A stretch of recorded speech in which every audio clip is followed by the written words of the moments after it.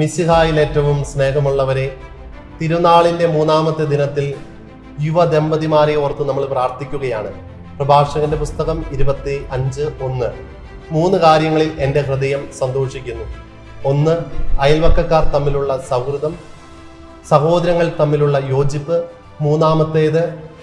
ഭാര്യ ഭർത്താക്കന്മാർ തമ്മിലുള്ള ലയം.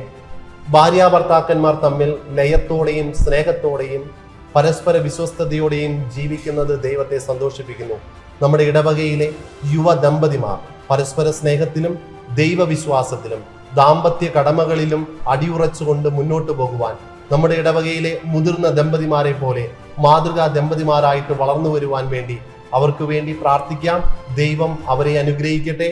നമ്മളെ ഓരോരുത്തരെയും ദൈവം ഇന്നേ ദിവസം അനുഗ്രഹിക്കട്ടെ. ആമേൻ.